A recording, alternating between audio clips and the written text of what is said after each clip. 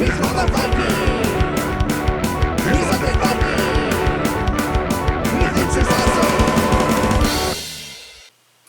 everybody, it's me, Undead Viking. I'm here to take some time out of your busy day to talk to you about this game called Last Front, the strategy card game. It is a game that is World War II themed, but it is, and it's not like when I heard about it, I thought this is going to be some classic like two-player battle type game. But I was pleasantly surprised, and not that two-player battle type games are bad, I enjoy those, but I was really pleasantly surprised to realize that this was more of a multiplayer chokehold type game, if you will. This is a game where basically each person is representing like basically a nation, if you will, but not really, because of the fact that you are trying, even though it is World War II themed, you are attempting to take over certain territories, and which are represented by cards. And the territories, are France, Italy, and that's if you're playing 5 or 6 players, and then there's the 4 normal ones that are in all of the games, which is Germany, Russia, United States, and Great Britain. And when you're trying to take over these territories, and if you are able to control either 2 of a territory or 1 each of 3, you can win the game. But it's not that easy due to the fact that you're going to be playing battle cards. You have a hand of cards, and then you're going to be bidding and trying to take over these cards. And along the way, people are going to be playing cards that have special abilities. They're going to be playing icon cards that have special attacks and things like that are going to be working against each other. And it's a weird game where, and a game that kind of reminds me a little bit of, it reminds me of kind of a Cosmic Encounter, but not exactly, because there is no real co-op here, but you will be working together with the other people at the table to prevent other people from winning when they get close to that point of being able to like get that extra territory that's going to get them that win. So why don't I show you how to play Last Front, and then we'll come back here and I'll tell you exactly what I think of it. Alright, awesome. I've gone ahead and set up a 4-player game of Last Front. This does handle up to 6 people, and it plays very well with that number. So it is one of those larger group games if you're looking for one of those. Alright, so what you see in front of you here is the 3 decks. You have the Battle deck, you have the Event deck, and you have the Territory deck. These 4 cards here are Territory bonus. Once you have if you're like the only person basically to have that type of territory, like basically you have the majority of it, you get to claim one of these bonus cards and you get its special power. If at any time you lose that majority, you would then lose the bonus as well. To begin the game, each person is going to get 6 battle cards, and then you determine a first player, and the first player will turn over the first card of the territory deck, and then you'll begin the bid process. I'm just going to show you what some of the... Actually, I'm going to show you what each of the battle cards can possibly look like, and I just taken 6 of them out here. So most of the battle cards will just have a type of troop on here, like these are tanks, and a value for it, which is 3. Here we have a unit, obviously infantry or just a troop, and it has 1, and then here we go, we have a plane, and that's 4. So pretty straightforward, right? There's going to be also these cards, they're like defense cards or support cards, and you'll notice that they have 2 different stats here. They have a 6 and a 3, and you notice there is a D and an A. If used in defense, and you will be defending the territories that you claim, that's why you have defense cards. This is obviously worth more. It's worth 6 value for defense and only 3 when attacking. So, that's just something to keep in mind. You might have to use one of these for an attack, but usually you try to hold on to those because they're more valuable, obviously, when you're defending your own territories.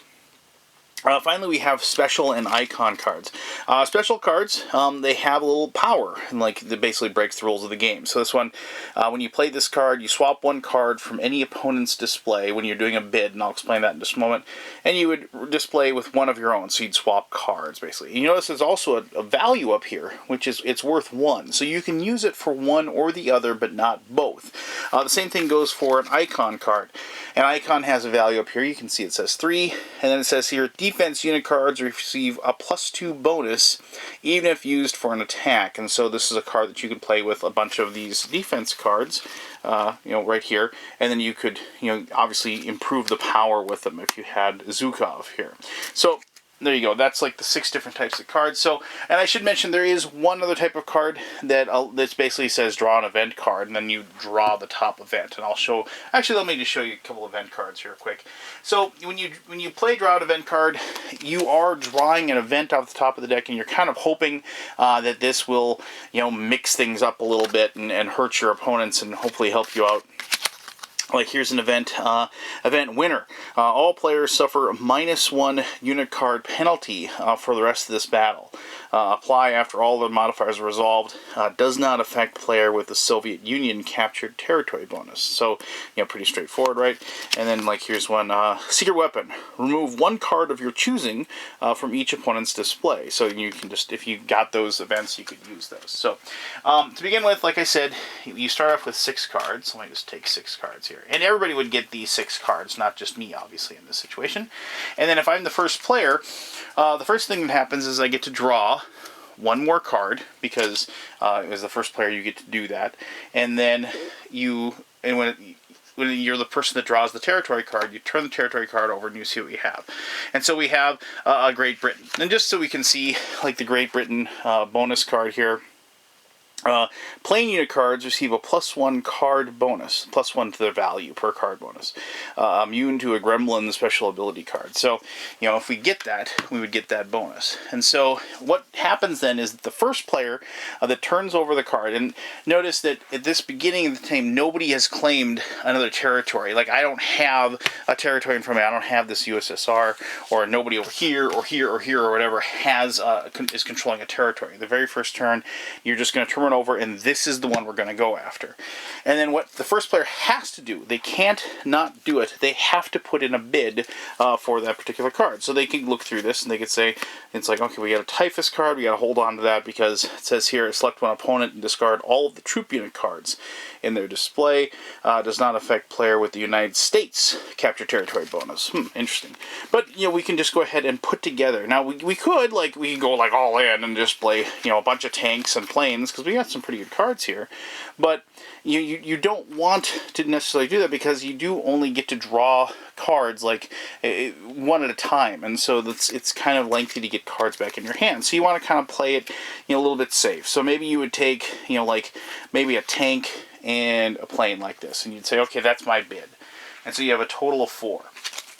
And then the next person would have to decide whether or not they are going to basically challenge that bid. And so I'll just use these cards here, but maybe they were like, well, I want to beat that. All they have to do is go 1 higher. So they can play like this 4 and a 1. And so if this person over there played 4 and 1, they're now beating my bid with 5, and so on and so forth. Now, if it gets back around to me, and I had to play 6 in order to beat it, I get to use these still, but I could just go ahead and maybe add a card. Now, the thing is that I'd have a decision to make. Would I want to go maybe a little higher because I don't have a 2? I could use this card because remember it is an attack of 2, but I want to keep that for defense maybe. So maybe I'd play this 3. And then the player over there would look through their cards and they say, well, it's not worth it to me. You can go ahead and have it. When they withdraw, and when everyone withdraws, they lose these cards. You don't get to keep them. They're considered played. So you'd put those in the discard. And then when you withdraw, you get to draw a card off the top. So it would get back to me, and I would, use these. I'd lose these cards. Now, there are some cards that allow you to hold on to these. They basically break the rules, more special cards and things like that. But for the most part, that's what happens. And then I go ahead and I claim this territory, and I'd have this. And then because I'm the only one that has one, I go ahead and claim the Great Britain bonus as well. So the person to the left then would turn, on their turn, they draw a card, they turn a card over, they'd see it is USSR, and now they can decide, do they want to go after this territory, or they can attack me, and they can try to take that territory away from me. And that's where those defense cards would come in handy if they're trying to take that from me. And so then, and not just that person can try to take it, anybody can get in on the action and trying to take this particular territory away from me. Now, why is that important? Because the way you win the game is either having one territory, distinct territory of 3 of the things. So you could have this one, and let's see what we got here. So, if you had these three, like so, that would win you the game because you'd have one, like 3 different territories, and that would win. Alternatively, let's see if I get, you can have, if you just have 2 of one, then you would, win the game as well. That's how you win the game, by controlling that territory. And the game ends immediately at that point. It isn't like you have one more turn where it goes around and everybody gets a chance to try to take it from you. No, at this point, that is done, and they've won the game if you can pull that off. So it is one of those games where you have to kind of be on your toes, and you have to be making sure that if somebody's getting too far ahead, you do try to take them down. But because of the nature of the game, the game doesn't last super long, due to the fact that undoubtedly, if you do manage to win and take a territory from somebody, to prevent them from winning, it could very well win you the game as well. And so that's kind of how this game works. It's kind of like a seesaw, to and fro tug of war between you and the other people at the table, and it's a heck of a lot of fun. So there you go. That's how you play Last Battle, or Last Front, Last Front Battle, I should say. Why don't I tell you a little bit more about the game in my conclusion. Alright, so in my introduction, I mentioned that this is kind of like Cosmic Encounter in a way. And I think if you've played Cosmic Encounter, you can maybe see where I'm going with that. But that isn't a real good correlation, if you will. This is a game that kind of stands on its own, and it has its own definite flair and definite pull, if you will. The best part about this game is the decision making that you have to make as far as your cards and whether or not you're going to submit them for a bid. Due to the fact that you don't get to, at most you get to draw a card a turn. If you just totally blow through your cards in an attempt to grab one thing, you run that risk of not being able to either defend your own territories or prevent somebody else from taking a territory that's going to get them the win. So there's this weird, judicious use of your cards that you have to make these decisions on. And it is very challenging. It is very difficult to kind of figure out what the other people are thinking about, what the other are playing. And you'll find yourself, not so much paranoid, but I can't think of a better word, but you find yourself it's very tense, because when you're looking over at somebody and you realize that, maybe they're getting kind of close to that win. They've got maybe a Germany card and an America card, and you realize that just they need one more to take the win. You're starting to look at how many cards they have in your hand, how many cards you have to have in your hand, and the thing is that's nice is that you actually can do things to prevent them from winning, due to the fact that you can just take the territory card that they have, and when you successfully do that, you remove that possibility, that chance of them to win.